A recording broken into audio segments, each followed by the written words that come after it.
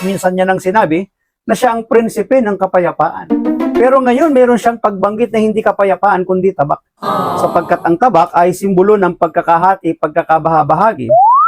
Ang wisdom po dito kasi ay, ang tabak ay walang iba kundi ang salita ng Panginoon. Sinasabi naman ng Biblia na ang simbolo ng salita ng Diyos ay isang tabak. Di ba?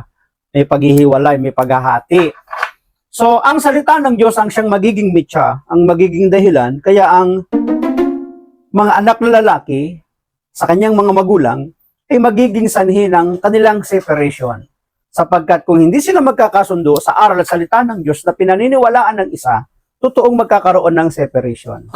Ang mga biyanan, magmanugang, di ba? Magkakapatid, ang mga magkakaibigan, ang mga magkakasambahay, totoo din naman kapag magkakaiba ang pananampalataya, nagiging mitsa din to nagiging minsan dahilan ng kanilang paglalayo, paghihiwalay, di ba? Bakit? Magkaiba yung pananaw magkaiba yung prinsipyo, magkaiba yung pinaniniwala ang mga aral at salita ng Diyos. So, tabak, paghihiwalay sa mga taong hindi makikiisa sa aral ng Panginoon.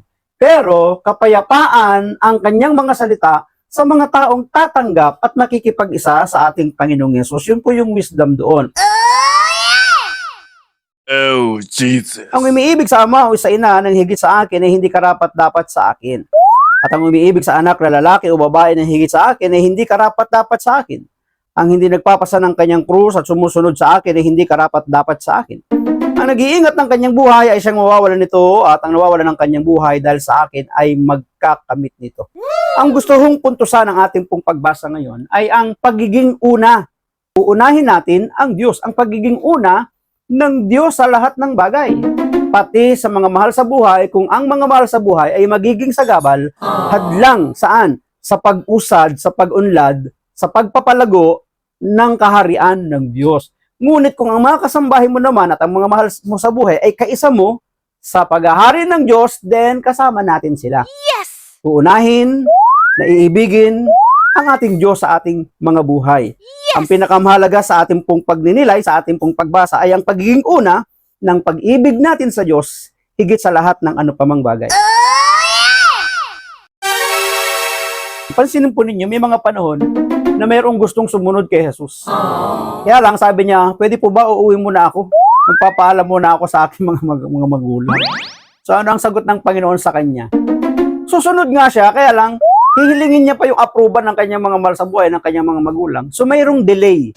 Yung pagpapaalam niya ay delay na yun. Eh paano kung hindi siya payagan? The another delay.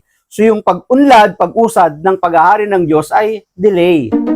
Noong mga panahon na yun, asap yun, urgent, matindi yung pangangailangan. Kaya nga, ang sagot ng Panginoon, mabuti pa ang ibon, may pugad Ang asong gubat, may lungga Pero ang anak ng tao, walang puwang sa puso ni numan. Bakit? Paano? Hindi priority ang Panginoon. Pangalawa lang, dapat siya yung pinaka-priority sa ating buhay pagsunod at paglilingkod. Ang tinutumbok ni Jesus dito ay ang pag-una sa pag-ibig sa Diyos ng higit sa lahat. Totoo. Yun naman talagang tinutumbok ng pangangaral ng Panginoon. Ang unahin ng higit sa lahat, kahit sa mga mahal sa buhay, ang pag-ibig sa Diyos, ang pagsunod sa Diyos. Yes! Walang sino mang dapat mauna sa Diyos sa ating puso, isip, loob at adhika. Ipinapaalala sa atin ang unang utos, ibigin ng Diyos ang higit sa lahat. Gayun din, hindi tunay ang pag-ibig sa Diyos kung hindi natin iginagalang ang ating kapwa. Una, naiibigin natin ang ating Diyos, pero may paggalang pa rin sa ating kapwa sapagkat yun ang palatandaan ng isang tao ay umiibig sa Diyos. Yung kaya niyang irespeto, igalang ang kanyang kapwa. Lalong-lalo na ang mga magulang.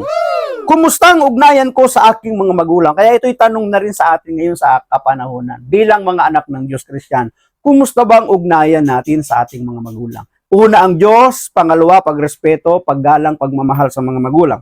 Kung yumao na sila, mainam na ipagdasal silang lagi dahil ang kanilang alaala ay nananatiling buhay sa puso ng kanilang mga anak, mga apo at mga kaibigan. Bago tayo magtapos sa ating refleksyon, may mga panahon na ang ating Panginoong Yesus ay nangangaral at nagtuturo sapagkat lumalaganap ang paninira kanino? Sa ating Panginoong Yesus. na pinagbibintangan pa siya na siya'y nalilipasan ng gutom na sisiraan ng bait na ang kanyang kapangyarihan ay galing sa masama kay Beelzebul. Kaya bilang proteksyon ng kanyang ina at mga kapatid, sa gitna ng pangangaral, sinusundo nila si Jesus. Sabi ng mga tao, Panginoon, nandiyan po ang iyong ina at mga kapatid. Sinusundo para ilayo sa anumang issue, iligtas sa anumang issue. Kaya lang, noong mga panahon na yun, si Jesus ay nasa pangangaral ng mabuting balita. Kaya ano ang ginawa ng Panginoon? Hinarap niya ang mga tao. Sino ang aking ina at mga kapatid? Yun ba'y paglapastangan? Hindi. Sapagkat noong mga panahon na yun, aktual na siya nangangaral. Kaya nga ano ang sabi niya?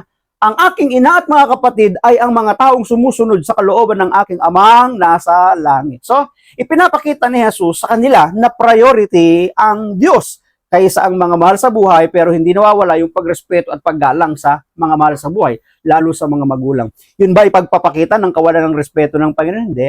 Ang gusto lang sabihin ng Panginoon, yung kanyang pangangaral at pagturo, dapat unahin at maging una ang pag-ibig sa Diyos kaysa sa lahat ng bagay, kaysa sa mga mahal sa buhay. Pero yung pagrespeto, pagmamahal at paggalang sa ating mga mahal sa buhay ay hindi dapat iwala, sapagkat yun ang pagpapakita, pagpapatunay na tayo nga ay nagmamahal sa Diyos.